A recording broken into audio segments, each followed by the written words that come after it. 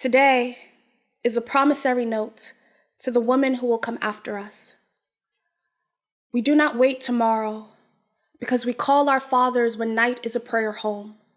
The sidewalk's sleek teeth sharp against our shadows. We do not wait tomorrow because we might not make it. We are taught to envy legs long enough to outrun death. We do not wait tomorrow because a girl child will marry before her knees kiss the asphalt of a school playground. Because we name our children headlines. Because we cannot breathe. Because with no knock, our beds can turn casket in the blink of a night.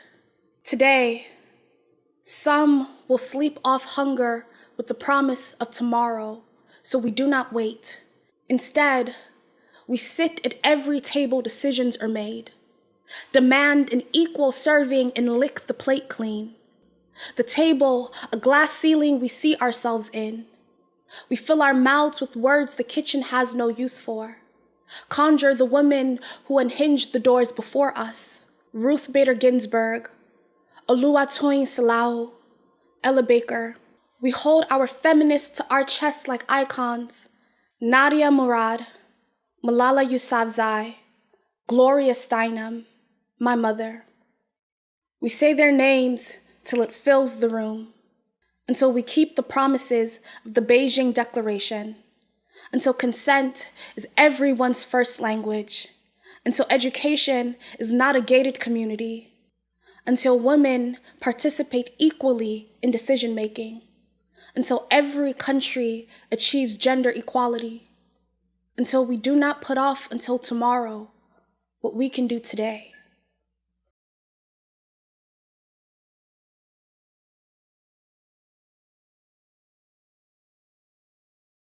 Good morning, everyone. Good evening, good afternoon, depending on where you're joining us in the world today. Welcome to this day 2 of this fantastic workshop of the Youth Activism Accelerator that we've been organizing the youth of the GEF structure along with UN Women Asia office to look at how we can actually enhance youth participation, youth demands around generation equality and gender equality. So I just want to take a moment to thank all of you for being here, coming in today too, and also committing to taking forward the agenda for the generation equality process into this space and beyond for the next 5 years. My name is Jeevika Shiv, and I'm a lawyer and social worker and a national gender youth activist from India. And I welcome you as a co-organizer of this workshop.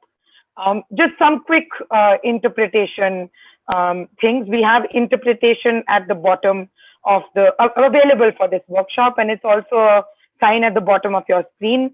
Please go to the relevant channel and pick the language that you may want to listen to. We have English, Chinese, Bhasa, and Hindi, as well as French. Even if you want to stick to English, I would request you to click that channel. We also have sign language interpretation available at all times. You can also contact the administrative staff or the co-host via chat if there's any issue during the course of this workshop. So just wanted you to quickly take a minute to choose your interpretation because we have a diverse set of speakers over the day today. I'd also like to remind you about a few of the ground rules as we come into day 2. Please stay muted. It's a workshop where we allow you to come in and speak. So it's self-regulated. Just make sure you're on mute unless it's your turn to speak. This is a safe space, so we encourage all of you to be respectful of different ideas, views, and opinions. And if there is any issue of safeguarding, please bring it to my notice or bring it to the notice of co-hosts that you see in the participant list. We also encourage you to use the chat box, put your name, introduction, bring in where you're coming from, what are you bringing today, and if you have any questions, please also direct them to any of us. Just also to finally say that we are recording this meeting. Just keeping that in mind, I hope you've consented to this. And also do follow us on social media, UN Women Asia Pacific and the Pacific. Please tag us, put out your thoughts onto all social media handles, and all of this is in the chat. So with that, welcome to day 2 and an exciting day ahead. We're in the middle of ideating what youth are going to be doing in the Asia Pacific region. And I'd like to invite with me back today, Jyotsna, who is facilitating the session on feminist leadership and feminist principles for leadership. Jyotsna's from the organization called Gender at Work, and she's the India lead. And she's also a feminist. They're also a feminist, and they believe in queer rights, equality, caste-based, speaking up against caste-based violence and caste issues.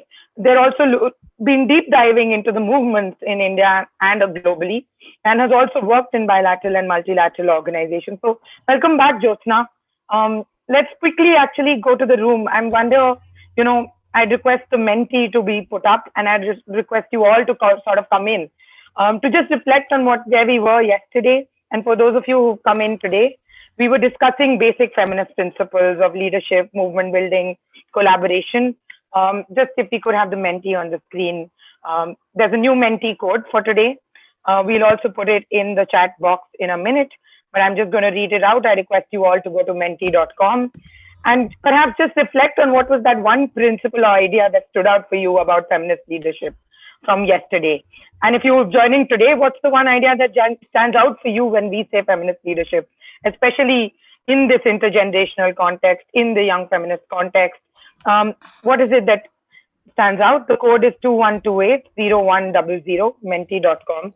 We request you to quickly take a minute and just put in your ideas into the mentee so that we can just quickly look at who's in the room, what are we taking into today's session. And Jyotsna, what stands out for you from yesterday, the one thought that you're sitting with? Would you like to share it with us? Yeah. First of all, good morning, everyone. Good afternoon, good evening, wherever you are joining us. And thank you for having me again back on day 2. I think yesterday there were a lot of conversations around many ideas and facets of feminist values and politics as well. The idea of collective, the idea of going beyond numbers and moving into becoming advocates of feminist agendas, right? Honing the power within. And at the same time, also, how do we ask accountability from the government? I think some of the things that stood out to me was this repeated need of bringing empathy and compassion into our practice, and also centering love. But I think the idea of collective is something that I constantly go back to, because we cannot build a feminist future without collective resistance, without collective voice. And I think that was something that really stood out for me yesterday. I'm actually wondering what stands out about feminist leadership for the rest of you. I see 122 people in the room. We could have more responses on this one as we deep dive into the thematic areas today and look at our own work and practice from this lens. I see some interesting ones. Of course, compassion came in before Jyotsna also said it. Transformational use of power and privilege. I think that was spoken about in the session. How do you, not empower only yourself, but also look at empowering others? And I think some of the panelists in the afternoon session sort of spoke up to that. Come on. I mean, all of you, what's the one thing that you are taking into your thematics, your deep diving into your work in the region? Because we are going to ideate about, what is our work in the region today in your own countries in Asia and the Pacific. Dissecting information of power, I think that's an interesting one that sort of, went through the day yesterday. We had some interesting sharing on power from transgendered people, disabled people. I'm glad to hear you in the room, all of you. Jyotsna, is there anything else that stands out for you? I think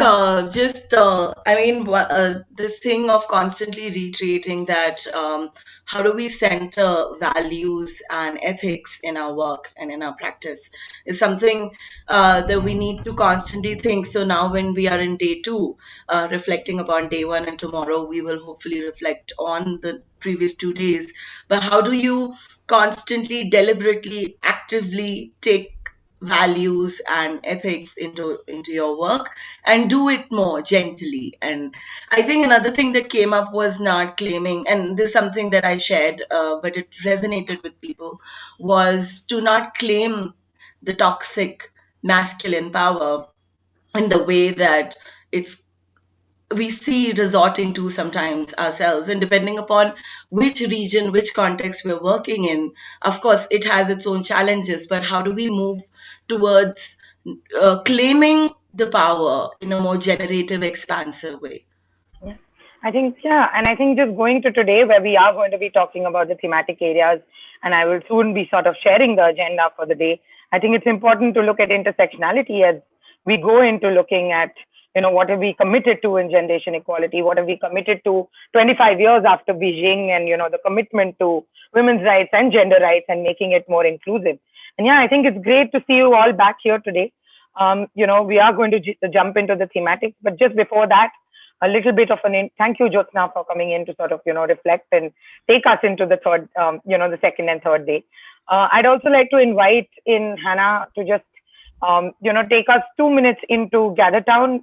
We do have an informal networking app, and we encourage you to join us for the last 1 hour of today. We're going to also share it in the chat so that you have some time to create your own profiles. Just look at how it's going to work. Some of us had some interesting conversations yesterday, and there were some cross-cutting agendas of how people can work together. Some young people actually decided they want to do a sharing on and create some content for social media around trans rights, around queer rights. There was another group that looked at education yesterday. So yeah, you basically come in from, when you go to gather.town, you'll see it in your chat boxes. You create your own avatar, and based on that, you also get into the platform. If you could just move and show the rest of the platform as well a little bit. You have rooms, you can actually join a gathering.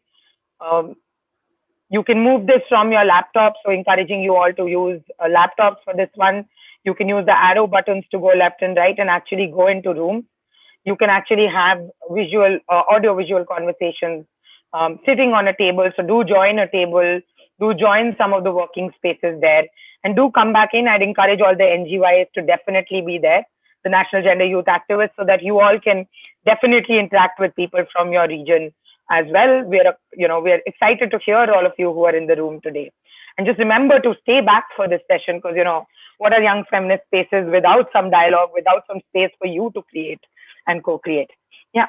So yeah, thank you for sharing this, and Team Sidekick is available at all times. We will have Zoom open for you all to take help if you need to navigate this platform during the last 1 hour of the day. So just a reminder that we do have this open. With that, I just want to come to the agenda for today. It's going to be an exciting day as we ideate forward. We are going to be looking at deep diving into the Action Coalition or the compact themes of the generation equality space. We have exciting Action Coalition leaders with us from across the globe and also from Asia, some youth leaders. So just right after this, we're going to deep dive into the 3 thematics for 1 hour. We've tried to divide the day so that you can have access to at least 2 themes. We understand there are 6 themes, but we can offer you about 2 themes that you deep dive into, meet people who've decided what the commitments could be, look at what's happening in the region.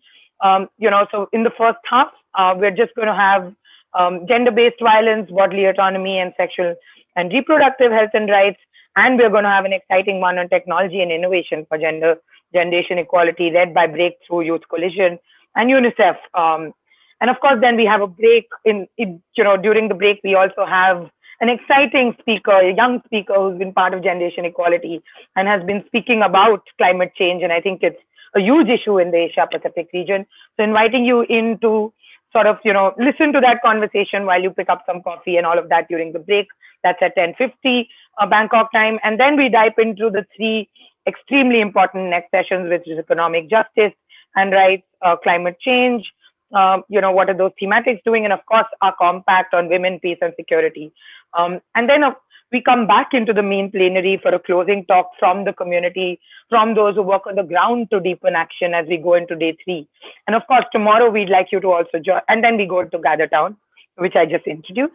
And tomorrow we'd like you to actually join in to take these thematics forward, to take our basic understanding of principles of youth collectivization, youth action, youth engagement, as we go into, how do we look at processes and opportunities for engagement? What have youth committed to? What is it that we committed to intergenerationally? And also look at some organizations which are doing some great work at the grassroots and how we can sort of, learn from them, take into the account models around it. And then, of course, the call for action, which is led by the Youth Task Force with the National Youth Gender Activists. But all of you, so what are we going to commit to? Can we collaborate?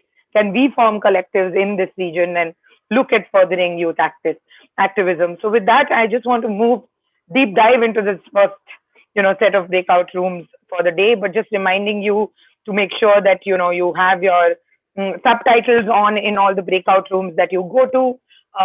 Just make sure that you're on mute and choose the room of your choice.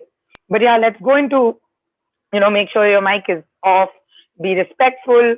We're just repeating this because we want you to have the best experience possible. And just remember the meeting is being recorded at any point of time. This is also for purposes of being able to share and work further together. Yeah, and encouraging you all to just introduce yourselves in the chat again. Yeah, thanks. So just going forward to today's, we have an exciting set of organizations who've actually curated how we can look at the day to day. We request you all to look at the bottom of your screen. There are breakout rooms. We have 3 action rooms. At the bottom of your screen, you'll see breakout rooms written. We request you to click on that. When you click on that, you will see the 3 themes for the next 1 hour. And we request you to choose your themes. These themes will start immediately, in the next 5 minutes. We have gender-based violence in room number 1. We have bodily autonomy and SRHR in room number 2. And we have tech and innovation for gender equality in room number 3. You can go there. You'll see, as you can see on your screen, you'll see a blue button saying join. You can join your room through the blue button.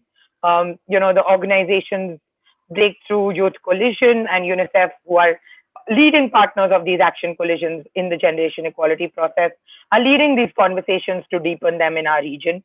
If there's any confusion, we are here in the plenary. If we could just project the breakout room list again for right now for people to choose. And just know that the breakout rooms are just going to open after this announcement for all of you to go in. You can make your choices. We have some exciting speakers, facilitators. It's going to be interactive. It's your chance to have a conversation. Do jump into one of the breakout rooms immediately. Yeah, so can I request the team to also open the breakout rooms so that everyone can sort of join in. The breakout rooms are now open. If there's any confusion, do ask us.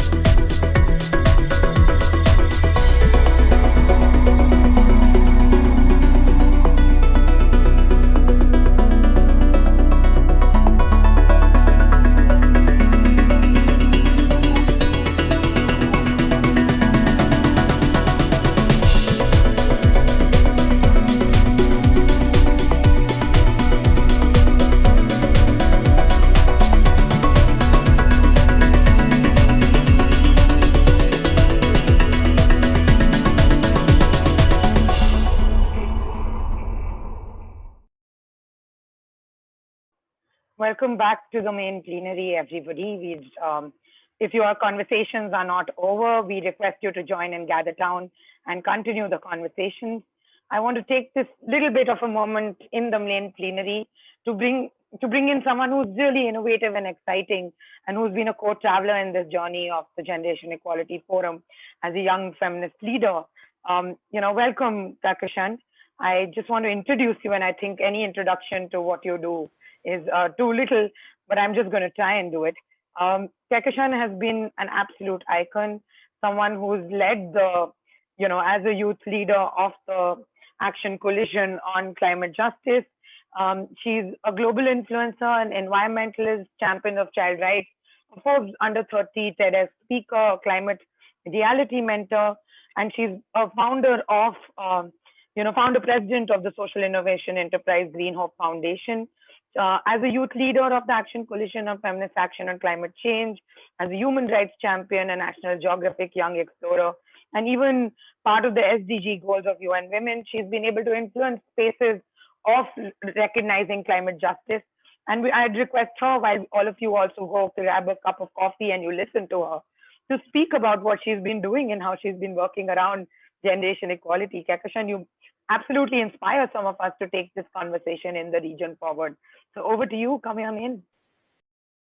Thank you very much, Jivika, and hello, everyone. It is wonderful to join all of you in this feminist space, and I'm really happy that we're having this dialogue, and specifically within the Asia-Pacific region, being such a large region with so many different lived experiences. It is really crucial that we have these dialogues and then turn them into action. So I'm happy to be here today to share with you my journey as an activist and some of the work that we at Green Hope Foundation do.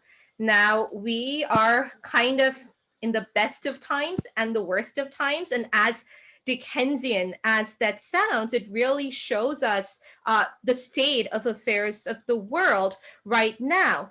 And, you know, real change is not going to happen if we just raise slogans and blame institutions, but real change can happen if each one of us takes the responsibility on ourselves, because we are responsible global citizens. And that has been my mantra and that of every single eco warrior of Green Hope Foundation through our collective intent to drive change one action at a time.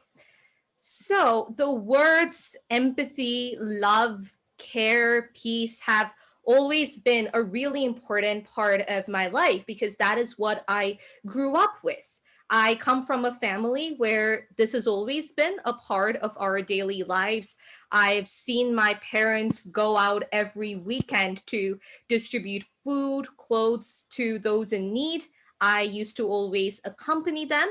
I've seen my grandmother grow organic vegetables on her terrace garden to this day. So I always believed that doing something good for the planet, helping the community, living harmoniously with each other was a way of life that's really normal for everyone. However, my bubble burst at the age of 7 when I saw the image of a dead bird whose belly was full of plastic, and the thought of the bird's pain and agony as it died gave me sleepless nights. And it was also around this time that I attended a lecture by environmentalist Robert Swan, whose words, "The greatest threat to our planet is the belief that someone else will save it," really resonated with me. And that prompted me to plant my first tree on my 8th birthday. I continued my ground level action for the next few years. And then when I was 11 years old, the United Nations somehow caught hold of the work that I was doing, and I was invited to speak at my first UN conference. That was my first step into the international arena. The following year, in 2012, I was at the Rio Plus 20, the largest sustainable development conference of the time. And there were 50,000 delegates there, but only 5 people under the age of 18, with me being one of them at 12. And I was also the youngest to address a press conference there. Now, I was really aghast, really aghast at this lack of inclusivity of children and young people, but particularly children in this crucial dialogue. And thus, on my return home, I founded Green Hope Foundation, which, as was mentioned earlier, is now a global social innovation enterprise working across 25 countries, impacting over 142,000 people, whose mission is to provide a platform of learning and ground level action through which using education for sustainable development as a transformative tool to engage and educate young people, as well as all sectors of society, we are creating more empathetic, responsible global citizens in our fight for a just, equitable, and sustainable future. Now, at the same time, when I was also 12, I was elected as global coordinator for the United Nations Environment Program, Children and Youth, making me the youngest person and the only minor to ever hold this position. Green Hope Foundation is now accredited to UNEP and the UN Convention to Combat Desertification And as was also mentioned, we are one of the co-leads and youth leaders of the Generation Equality Forum's Feminist Action for Climate Justice Action Coalition. 6 years ago, I was the youngest at 15 years old out of the 193 young people, each selected to represent a UN member state, witnessing the adoption of the Sustainable Development Goals during the UN General Assembly, where I had said that the decisions we make today will impact our future. And that is our mantra at Green Hope Foundation. It's to localize the SDGs, bringing together the 5 Ps of sustainable development. And what we realized is that our work that we started in 2012 was directly linked to these goals. So all we had to do now was connect them.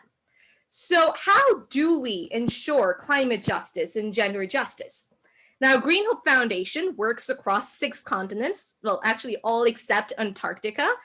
Today, I will focus on the work that Green Hope Foundation does in the Asia Pacific region, citing various case studies of our work on the ground. In India, we have distributed solar lamps to the families living in the run of Kutch, the salt pans of India. The solar lamps ensured that they have a source of light when they had dinner at night, and also enabled the children to study at night and finally be able to go to school. We distributed these lamps 6 years ago, and we're very happy to say that the families still use these solar lamps to light up their homes to this day. Using education for sustainable development, we have conducted scores of sustainability academies in both urban and rural areas. Our members have led beach cleanups along the coastline of the Indian Ocean. In southern India and western India, Green Hope Foundation has planted hundreds of fruit trees in areas affected by food shortages and land degradation. In this way, they now have land degradation neutrality and food security, and these initiatives are run primarily by the girls of the villages. Just this Monday, we distributed solar cookers to the women of a small village in Western India. These women are daily wage earners who leave the house early in the morning and come back home by 4 p.m. and then cook lunch for their hungry children. Now, they can put the ingredients in the solar cookers in the morning when they go for work, and then the food will be ready before and by the time they come back from work. And the previous cookers and stoves that they used also had terrible health effects. So with these solar cookers, they don't have to inhale poisonous fumes anymore. Our Grow Your Own Food campaign is being implemented globally and including in India as well, where the children are growing their own fruits and vegetables and creating a mini circular bioeconomy within their homes, since most of them also make their own compost. And in this way, they're able to eat locally grown, seasonal, organic, healthy food. In Bangladesh, we implement our sustainability academies through art. Most of the children we work with globally don't have access to formal education, so we use non-formal methods of communication such as music, art, dance, drama, sport, eco-fashion, sewing, which really helps them to express their ideas and bringing about change. And in this case, we used art to teach them about localizing the SDGs. In the villages, we are educating women and girls on organic farming and distributing organic seeds. And we are transforming the women into poultry farming entrepreneurs through livestock distribution. And through this establishment of a local, circular, climate smart, and gender smart bioeconomy, the women as leaders are able to send their children, and especially their girls, to school instead of being forced to sell their daughters into child marriage, which was previously unheard of in their societies. In both rural and peri-urban areas that are severely affected by climate change, we work on skills building through education, sustainable finance, and we conduct workshops for the women and girls on how to protect themselves and their children from sexual assault, which, as we all know, sadly sees an increase post-climate disaster. We engage with coastal communities to propagate concepts of sustainable fishing. Most importantly, during this pandemic, we have installed deep bore tube wells in the COVID-19 and climate change affected villages. Prior to this installation, the children, women, and the elderly used to die from mysterious diseases caused by drinking contaminated water. And through the installation of these deep bore tube wells, we've been able to provide them with clean, arsenic-free water. We have built toilets to ensure the proper hygiene and sanitation of the people in the village, especially the women and girls who previously faced the risk of snake bites, sexual assault, and trafficking when they went to relieve themselves in the fields at night. These toilets now also contribute to the creation of safe spaces for them and ensures that the adolescent girls feel safe going to school, where we there in turn provide them with education. We have installed rainwater harvesting systems, and we've built them in such a way that they're the most effective and climate smart for that village, using the excess water that comes from the continuous rainfall. We have bridged the digital divide using clean energy solutions, installing a solar grid that provided clean electricity to power routers, a projector, and through this, we began distance learning for the children and especially the girls who had all dropped out of school. We also installed solar-powered street lights that now allow the women and girls to safely venture out at night, and it also helps to reduce the risk of sexual assault.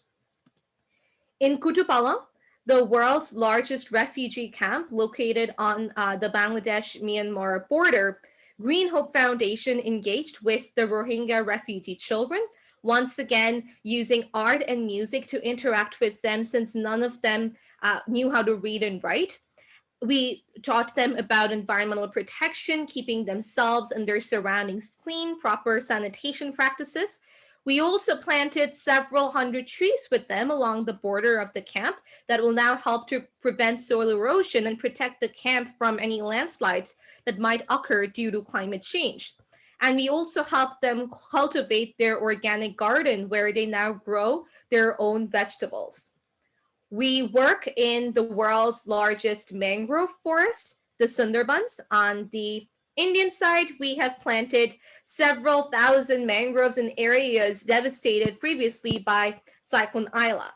And before the cyclone had hit, the mangroves had been cut down due to high demands for urbanization, which left the communities, and even more so, the women and girls within them, severely vulnerable to the climate impacts.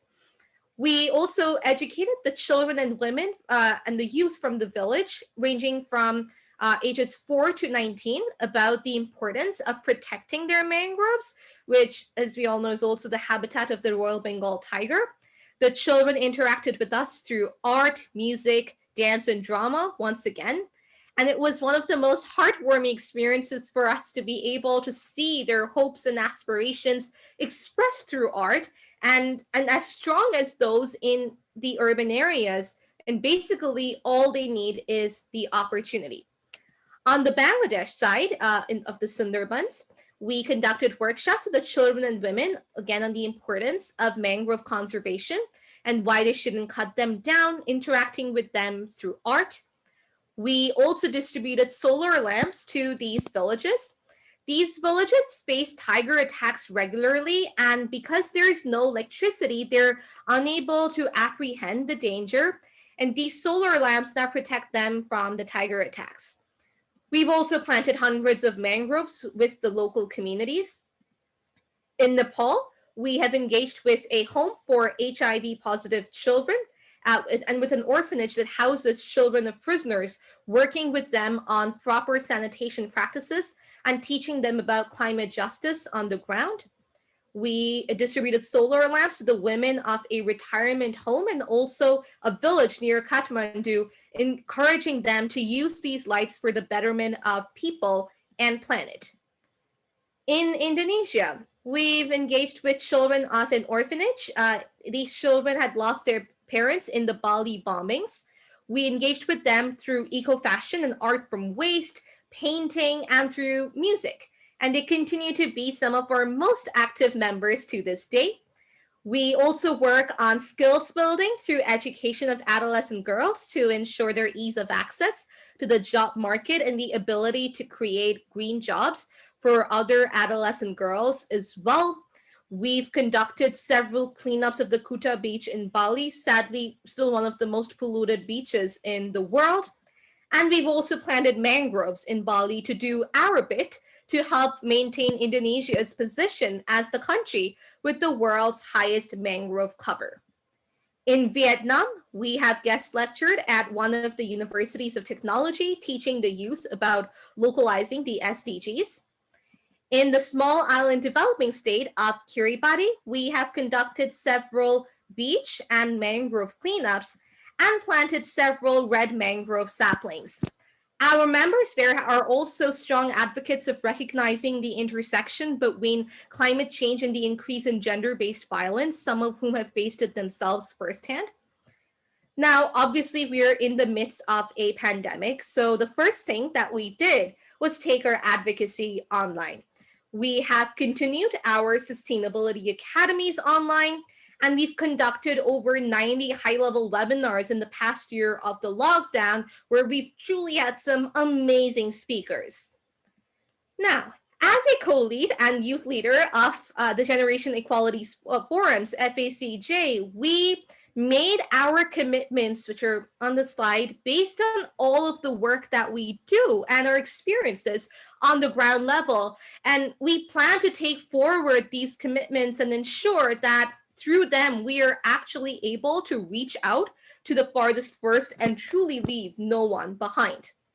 Now, at Green Hope Foundation, as was probably very obvious throughout my presentation, we firmly believe that the simplest actions are the ones that count the most.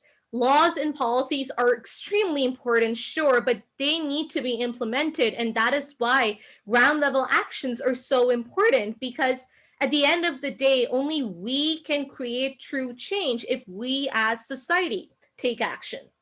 So, what simple actions for people on planet can you take? It can be as simple as working to reduce your carbon footprint, working to eat locally grown organic food, eating seasonal food and avoiding imports, practicing meat-free day once a week, avoiding intensely farmed meat, not using artificial colors or flavors in your food, and only using natural dietary supplements rather than chemical imitations, working to follow a net zero waste policy by segregating your waste for recycling, using the compost as fertilizer for growing crops, doing away with single-use plastics, and you can grow your own food, whether it's on your balcony, terrace, backyard, and even create your own compost. And one of our favorite green hacks is upcycling, where we can use art from waste, whether that is using the tires in the gardens to help grow our plants, or using cheese graters as lampshades. So creating a just, sustainable, and equitable world for all is all of our responsibility. And as young people, the onus is really upon us to continue the good work, no matter how difficult it may seem at times, because my journey has definitely not been an easy one. For starters, people did not take a 7-year-old seriously at first, but when they started seeing my work and the impact that it was having, they began to notice my work and not my age.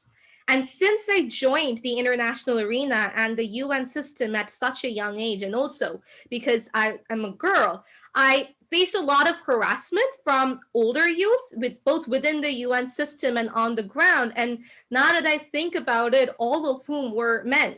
Like, can you imagine the trauma if as an 8-year-old you start receiving crude, malicious emails, or being threatened with physical violence or death threats by an adult for speaking up about children's rights, or being stalked, or being the focus of a social media hate campaign by jealous older youth who felt threatened by a 12-year-old in a leadership position?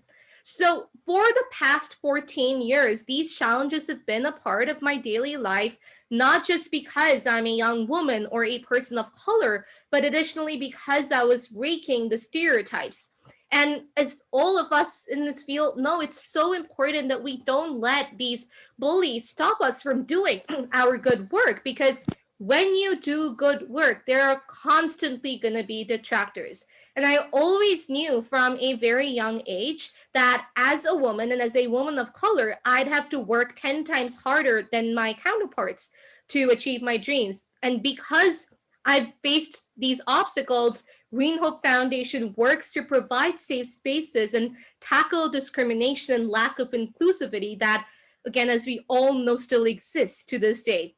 So, just to conclude, my message to all of you would be that make yourselves so powerful with knowledge and expertise that no one ever underestimates you. Do not forget your value system. The initial acceptance might not be there, but fighting for what is right is so much more important than what someone thinks of you. And that will help you to be a role model. If you're better than others, always remember that you will have less friends and well-wishers, but you keep going. Practice what you preach. If your actions are not in sync with your call for equality and justice, then you're just as bad as those whom you fight against. And finally, always remember to have empathy, to be honest, hardworking, optimistic, passionate, because whatever comes from the heart stays. The challenges at the end of the day, they're daunting, but they're not insurmountable. Someone has to take that first step. So let that person be you. Thank you very much.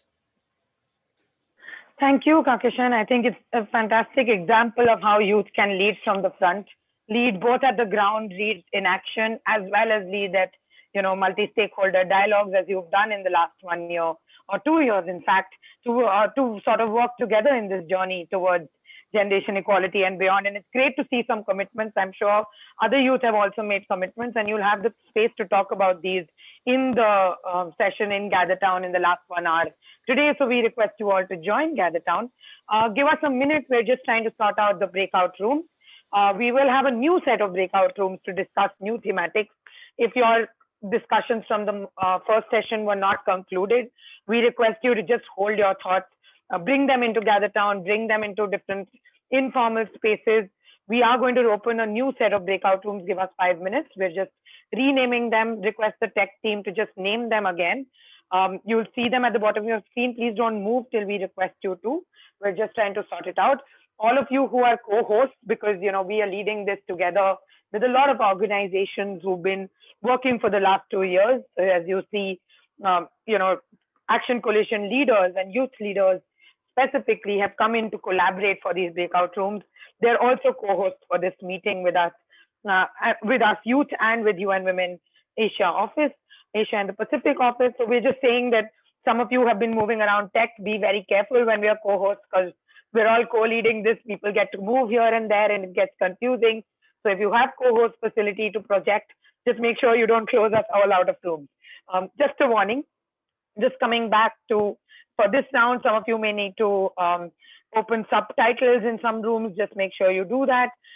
We will be putting things in chat. These are the next set of breakout rooms.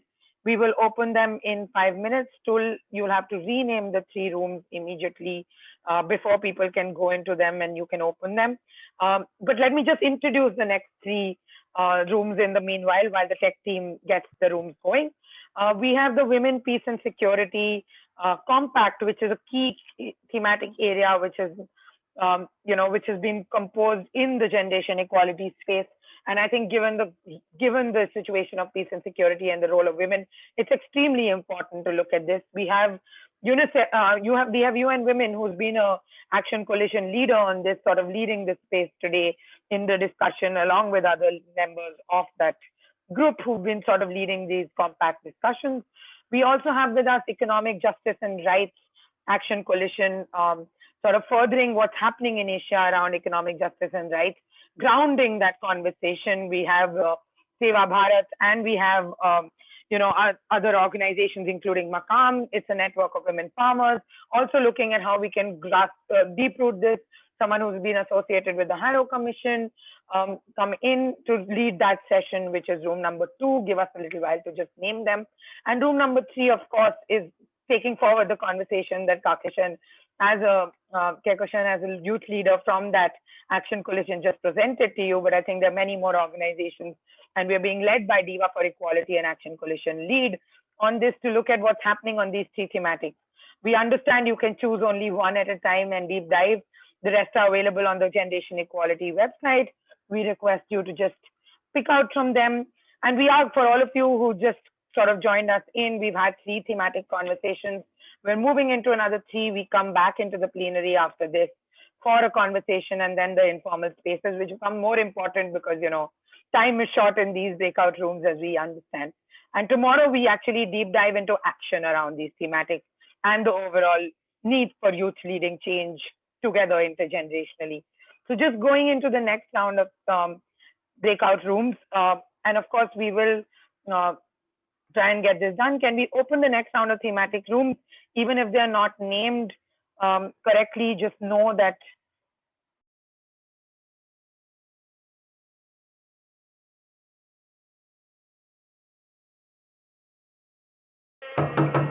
Sharma ji, Sharma ji, अरे आ रहे हैं भाई। नमस्ते। खत आपके लिए। मेरे लिए? जी, ये लीजिए।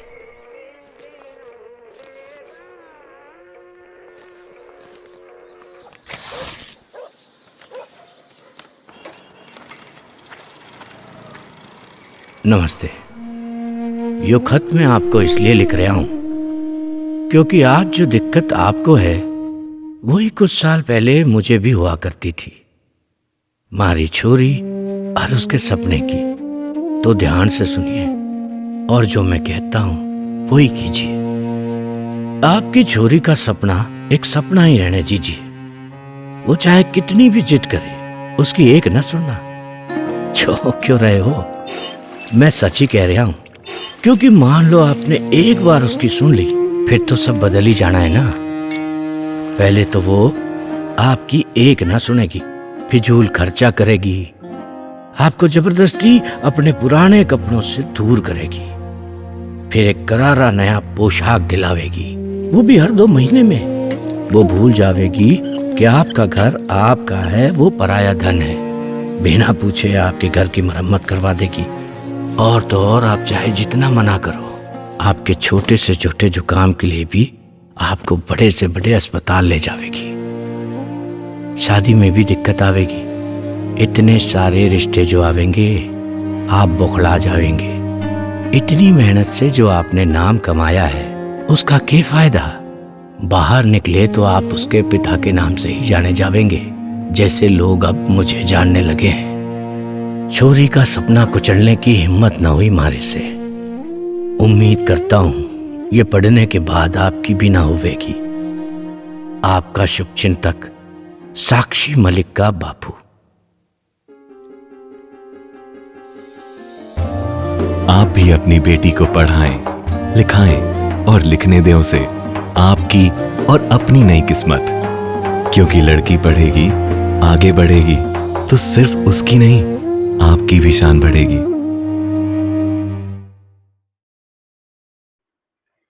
welcome back, everyone. I hope you had a very good discussion in your breakout rooms and you suffered from less technological glitches this time around.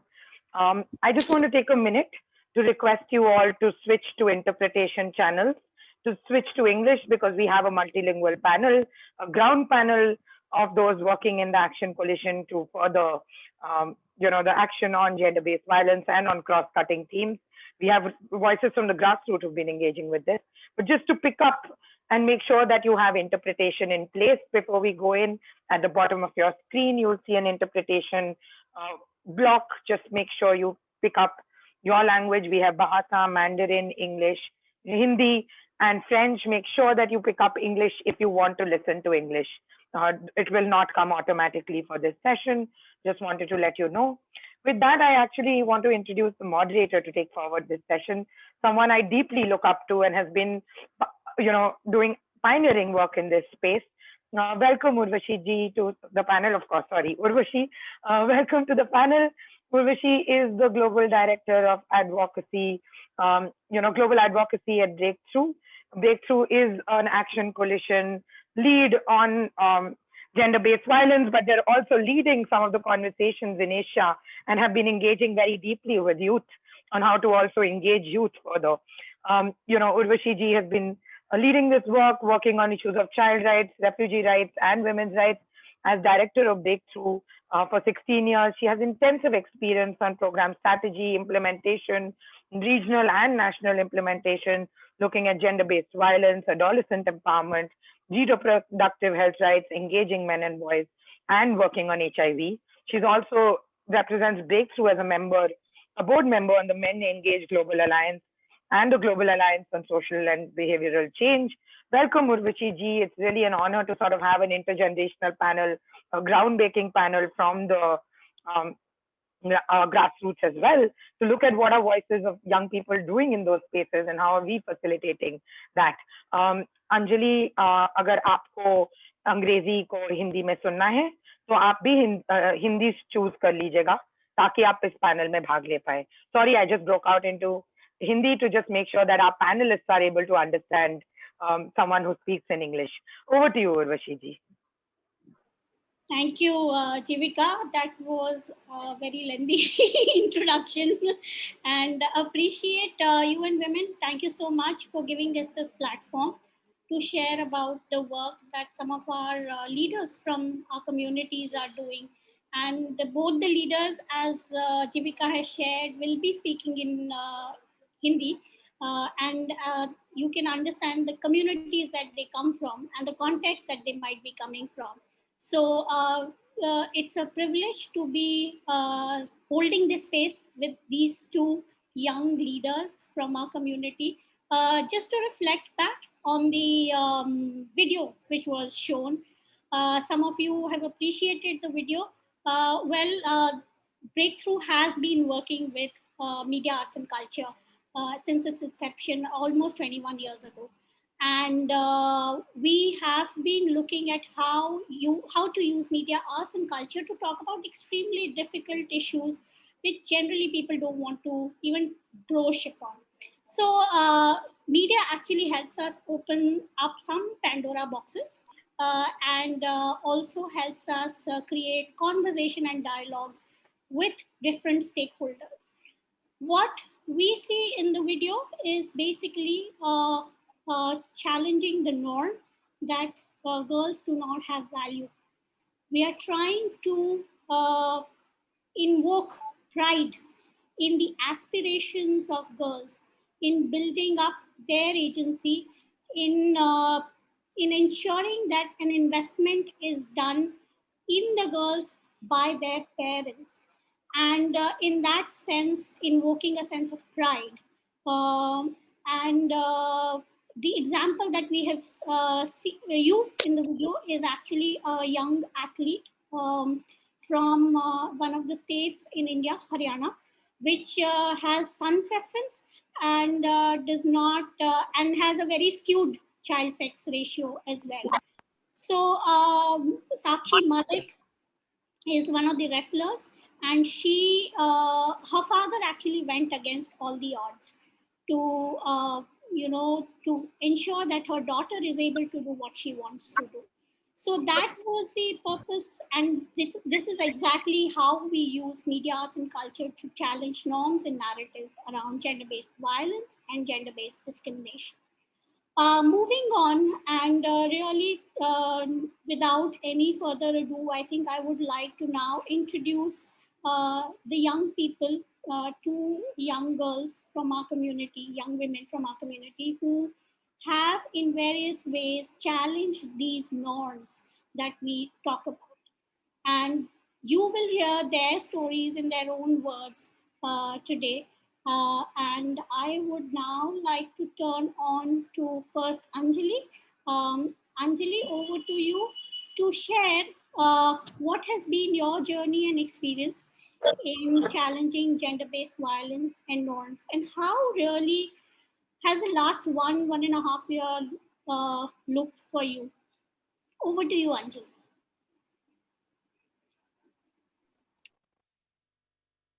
नमस्कार, मेरा नाम अंजलि है और मैं लखनऊ के गोसाईगंज क्षेत्र के सुंदर नगर गांव से हूँ। मेरे गांव का नाम पहले पूड़ा मऊ था। गांव के नाम की वजह से मेरे साथ काफी भेदभाव होता था, जो हम लोगों को बहुत बुरा लगता था।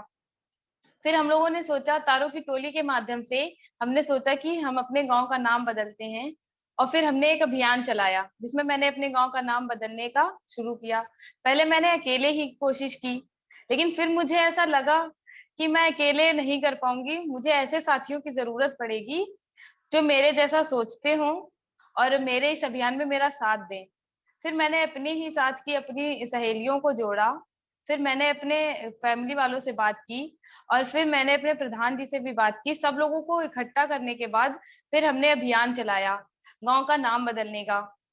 फिर हमने सोचा गांव में और भी समस्याएं हैं, उनको भी दूर करना चाहिए, क्योंकि गांव का नाम चेंज हो रहा है तो गांव में जो और समस्याएं हैं उनका भी हल करना चाहिए।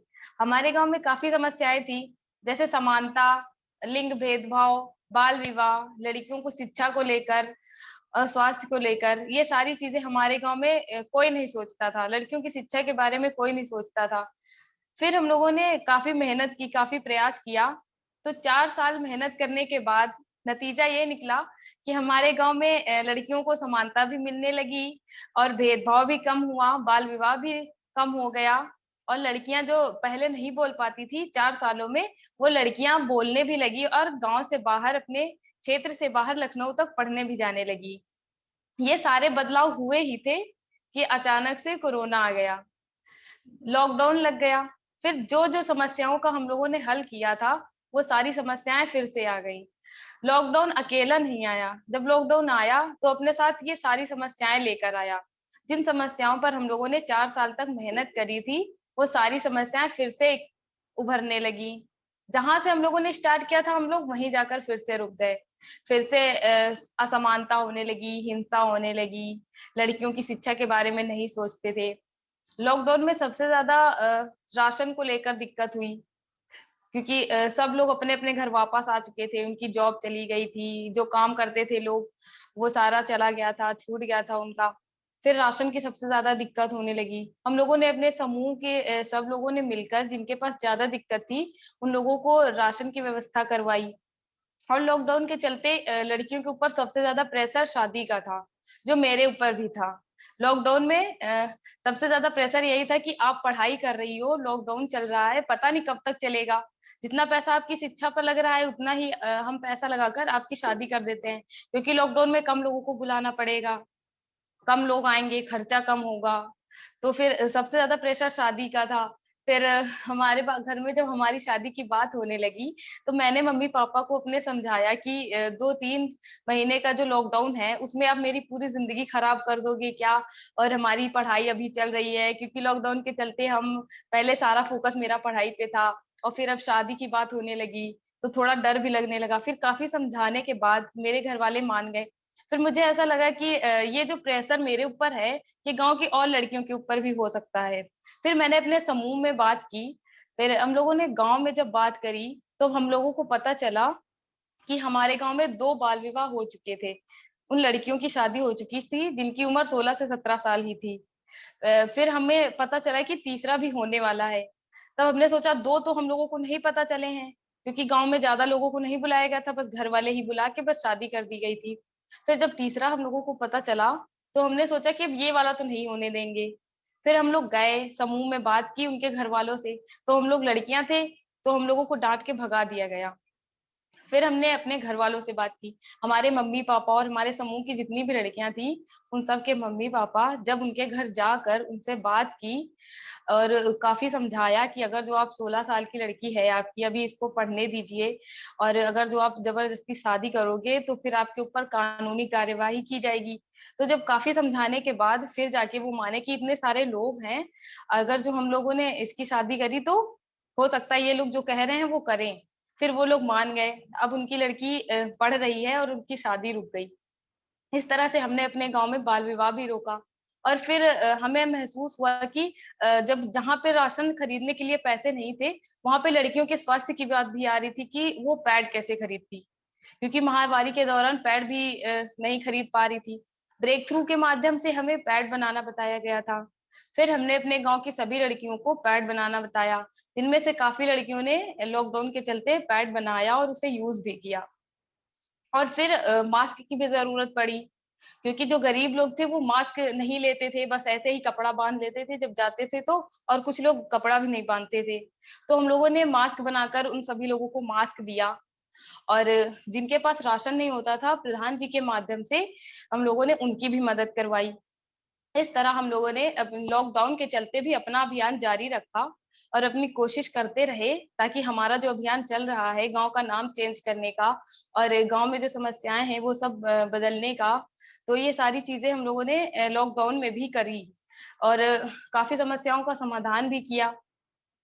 तो हम ये कहना चाहते हैं कि आप लोग जो भी समस्याएं हैं उन सभी का समाधान करते रहिए, कोशिश करते रहिए, क्योंकि परिस्थितियां कोई भी हो, अगर जो आप कोशिश करते रहोगे तो समाधान जरूर मिलेगा और सफलता जरूर आपके पास आएगी। धन्यवाद।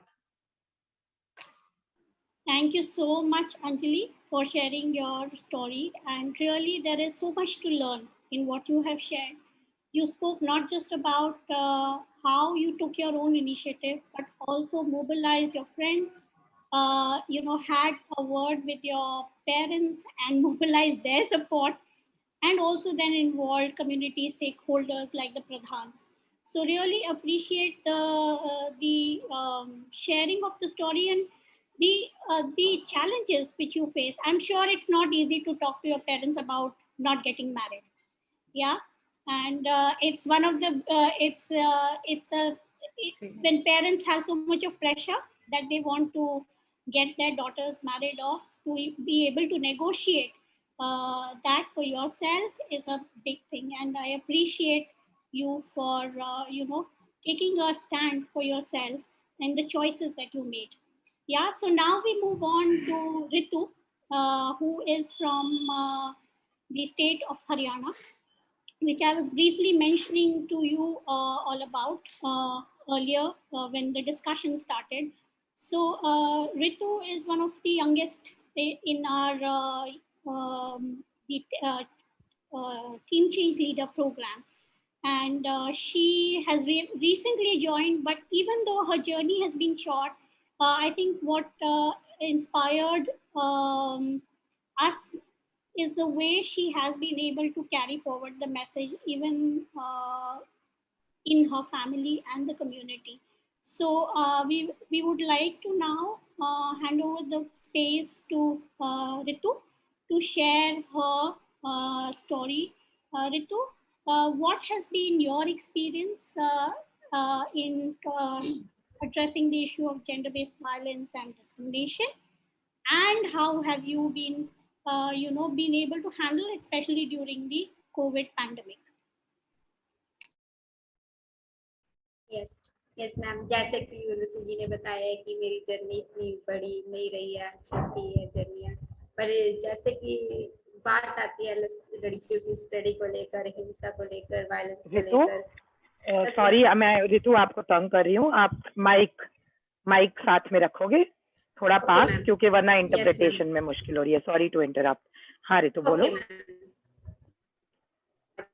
बात आती है लड़कियों की स्टडी को लेकर, यहाँ हमारे गांव में भी स्टडी के हालात इतने अच्छे नहीं है, पर जैसे कि यहाँ पे एक अभियान चला हुआ था तारों की टोली, तब तारों की टोली से मुझे तारों की टोली के बारे में मुझे गवर्नमेंट स्कूल के बच्चों से पता चला कि कैसे वो ब्रेक थ्रू के टीचर है, यहाँ पे आके वर्क करते हैं, कैसे बच्चों की स्टडी को रेफर देते हैं। तब मैंने यहाँ पे कुछ दिनों बाद मुझे मौका मिला कि मैं ब्रेक थ्रू के टीचर से मिल पाई, प्रदीप सर से। उन्होंने मुझे बताया कि कैसे वो बच्चों के या फिर लड़कियों की स्टडी को लेकर उनको प्रेफरेंस देते हैं। तब वो कम्युनिटी में जैसे कि बात चल रही थी कि वो लड़की की स्टडी को लेकर जद्दोजहद कर रहे थे, तब मैंने देखा कि कैसे वो इजी वे में उस लड़की की स्टडी को एग्री करा रहे हैं। तब उसके पिताजी ने उन्हें पहले तो स्टडी से बिल्कुल मना कर रहे थे कि वो उन्हें आगे नहीं पढ़ाना चाहते, पर धीरे धीरे सर की बातचीत के जरिए उन्हें एग्री कराया गया कि वो अपनी लड़की को आगे बढ़ाएं। इस घटना ने मुझे बहुत इंस्पायर किया कि कैसे हम बातचीत के जरिए अपनी बात रख सकते हैं और बड़ों से भी बनवा सकते हैं। ऐसे ही फिर कुछ दिनों बाद मैंने दिसंबर 2020 में breakthrough as a TCL join किया। अब कुछ दिनों बाद मुझे वहाँ पर ट्रेनिंग पे जाने का मौका मिला। अब एज अ लड़की, जैसे कि बताया गया है, यहाँ पे लड़कियों के लिए कुछ भी आसान नहीं है। तब मुझे बहुत कठिनाइयों का सामना करना पड़ा। मेरे पेरेंट्स ने भी पहले मुझे वहाँ जाने से मना कर दिया कि कैसे आप एक लड़की हो के अकेले कैसे जाओगे, आप उन लोगों को जानते भी नहीं हो, अभी कुछ ही समय हुआ है हम उनसे मिले हैं, तो ऐसे हम आपको उनके साथ नहीं भेज सकते। पर धीरे धीरे मैंने उनको बताया, मनाया कि आप मुझ पे ट्रस्ट कीजिए, आपको समाज से कुछ नहीं लेना, जब आप मुझ पे ट्रस्ट करोगे तो क्या मैं आपका विश्वास तोड़ूंगी। तब धीरे धीरे तब मेरे पेरेंट्स ने मुझे वहाँ जाने के लिए एग्री कर दिया। ट्रेनिंग 3 दिन की ट्रेनिंग थी। वहाँ पर हमें बहुत कुछ सीखने को मिला, जैसे कि वायलेंस को लेकर, हिंसा को लेकर, लड़कियों की स्टडी को लेकर, ये सब। वहाँ पे बहुत सारे लड़के लड़कियां आए हुए थे। तब हम फिर अपने कम्युनिटी में वापस आए और वहाँ पे कम्युनिटी में काम करना शुरू कर दिया। जैसे कि कोरोना काल चल रहा था, तब मैंने देखा कि जो मेरी पढ़ाई है वो बीच में ही रुक गई थी। तब मैंने देखा कि जो ये मेरी स्टडी है, क्या ये ऐसे मैं बीच में इसको छोड़ दूँ। जब मैंने अपने पेरेंट्स से बात की कि मुझे एक मोबाइल फोन चाहिए, स्मार्टफोन चाहिए, तो मोबाइल फोन देना अपने आप में ही यहाँ पे एक बड़ा गुनाह है। जैसे पता नहीं क्या कर देंगे लड़के मुझे स्मार्टफोन लेके। तो मैंने पेरेंट्स को बोला कि आप मुझे मोबाइल फोन दीजिए, तो उन्होंने मना कर दिया कि हम आपको फोन नहीं दे सकते। तब मैंने देखा कि ऐसे मैं अपनी स्टडी को बीच में नहीं छोड़ सकती। तो मुझे वहाँ से थोड़ा ख्याल आया कि क्यों ना मैं मिलके ग्रुप के साथ सेल्फ स्टडी पर फोकस करूँ। तो मैंने धीरे धीरे अपना एक ग्रुप बनाया, समुदाय की लड़कियों को इकट्ठा किया और ग्रुप बनाना शुरू कर दिया। हम ग्रुप बनाते रहे। हमने अपने ग्रुप का नाम रखा ओजस यूथ क्लब। अब हम अपनी समस्याओं को लेकर अपनी समस्याओं को लेकर उस पर काम करने लगे। तब धीरे धीरे हमने एक लाइब्रेरी का भी निर्माण किया, जिसका हमने नाम रखा हमारी लाइब्रेरी। यहाँ पे कोई भी आके पढ़ सकता था, या फिर जो कोरोना काल में से डिप्रेशन में गए हुए थे सब एडोलसेंट किड्स, तो यहाँ वो आके पढ़ने लगे। तब हम उनकी स्टडी में बहुत हेल्प करते थे। तब धीरे धीरे यहाँ से हमें उनके पेरेंट्स का भी सपोर्ट मिलने लगा। अब हमने SHG की महिलाओं के साथ मिलना शुरू कर दिया, उनके साथ मीटिंग करना शुरू कर दिया। तब वहाँ से हमें वहाँ से प्रेरणा मिली कि हम जब अकेले काम करते तो इतना इफेक्ट नहीं पड़ता, तो हम क्यों ना पेरेंट्स को भी मिला के चले, जो ये SHG की महिलाएं थी उनको भी साथ लेके चले।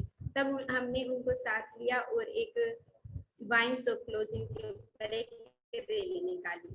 उसके लिए हमें हमारा साथ गांव के सरपंच ने, यूथ ने, सबने मिलके हमारा साथ दिया। तब यहाँ से हम मिलकर सब एक काम करने लगे। इसके साथ साथ हम आगे भी बढ़ते जा रहे थे, क्योंकि हम कम्युनिटी की जो और समस्याएं उनको नजरअंदाज नहीं कर सकते थे। तब हमने देखा कि कोरोना में जो लेडीज है वो अपने आप को आपको अहमियत नहीं दे रही थी कि हमें भी सेफ्टी की जरूरत है, हमें भी मास्क लगाने की जरूरत है। तब हमने अवेयर करना शुरू कर दिया कि सबको मास्क लगाने की जरूरत है, उनको अपने हैंड सैनिटाइज करते रहने चाहिए। जैसे ही हम बीमारियों से बचेंगे तभी हम अपने परिवार को सेव कर सकते हैं। अब यहाँ पे वैक्सीनेशन को लेके अफवाह फैली हुई थी कि कैसे वैक्सीनेशन लेते हैं, किसी की मृत्यु हो जाती है वैक्सीनेशन लेते हैं, तो जब हम डॉक्टर से मिलते हैं तो वो ऐसे ही हमें कोरोना पॉजिटिव बोल देते हैं। तब हमने कार्य किया कि हम सब मिलके उनको समझाने लगे कि ऐसा नहीं होता, क्यों ना हम थोड़ा सा विश्वास डॉक्टर के प्रति भी दिखाएं और अपने समाज के प्रति भी हम अपना थोड़ा सा कंट्रीब्यूट करें कि वो इतनी हेल्प कर रहे हैं, हमारी वैक्सीनेशन करा रहे हैं फ्री में, तो हम भी उनका थोड़ा सा सपोर्ट करें, गवर्नमेंट का थोड़ा सा सपोर्ट करें। तब यहाँ से हमें बहुत सपोर्ट मिलने लगा। हमने 80+ घर में जाकर वैक्सीनेशन को अहमियत दी, उनको बोला, समझाया। तब अब 80+ घरों में वैक्सीनेशन हो चुकी है और आगे भी हमारा जो यूथ ग्रुप है, यूथ क्लब है, वो आगे भी ऐसे।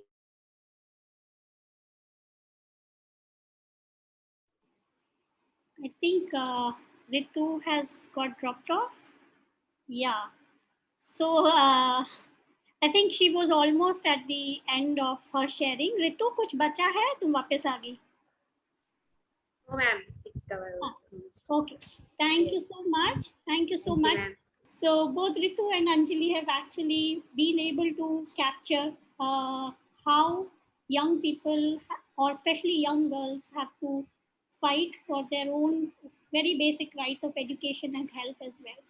And it is not an easy journey, speaking to their families, parents, negotiating spaces in communities.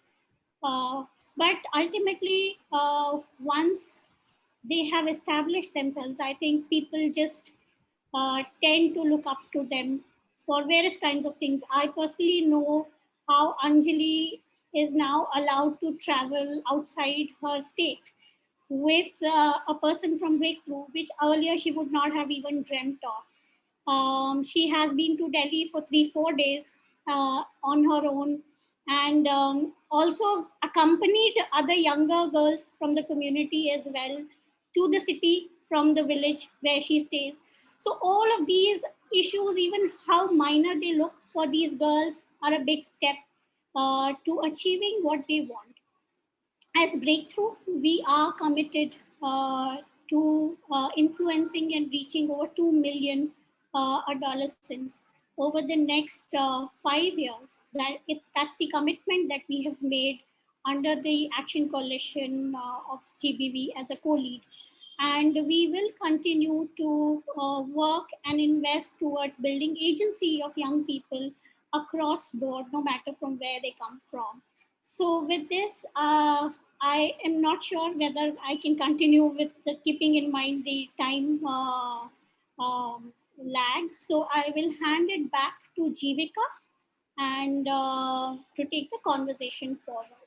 So thank you everybody for your comments.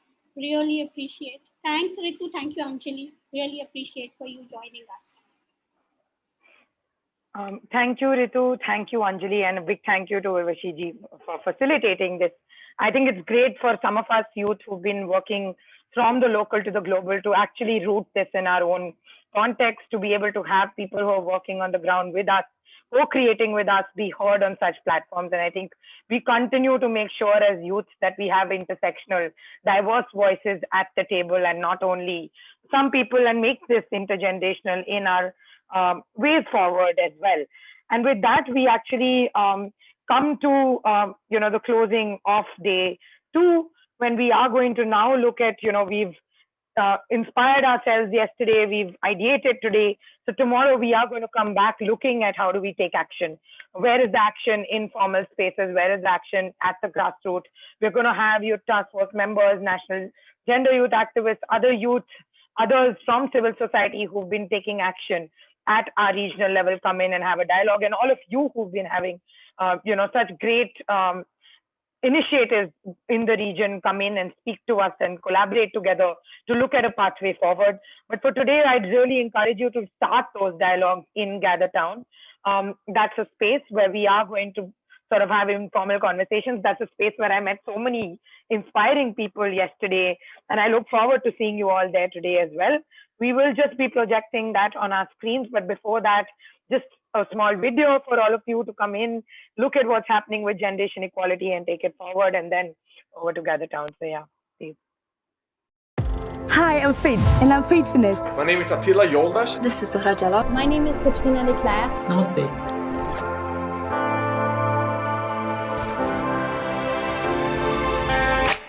Even though physical platforms in schools have been shut down and global events have been cancelled, our activism isn't put on hold. I fight for gender education to be mainstreamed in Sierra Leone. I fight for access to reproductive health rights of women in rural area of Nepal. To facilitate equality and inclusion, we should make opportunities available for all youth from all corners of the earth. We want to work, we want to build our future. Actually, I want to be human. I fight for equality because every woman and every girl deserves to live in a violence-free world. With coronavirus, there's a rise in almost all countries of domestic violence. It's unacceptable that in 2020, young women and girls are fearing for their lives and for their safety. If you believe in gender equality, if you are a feminist, be the voices in your community. Step up and give voice to those whose voice have not been heard. When you break the silence and start fighting against injustice, you become stronger. How to get started? Just start. Start from your surrounding. Number 1, sharing information. Number 2, engaging online.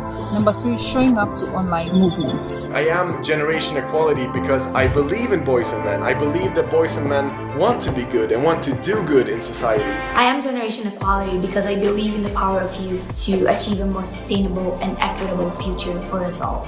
I'm Generation Equality. I am Generation Equality. I am Generation Equality. I'm Generation Equality. I'm Generation Equality. And Generation Equality. Because we are young, we are restless, our voices matter, and we are committed to taking action that will cause this change. We are Generation Equality.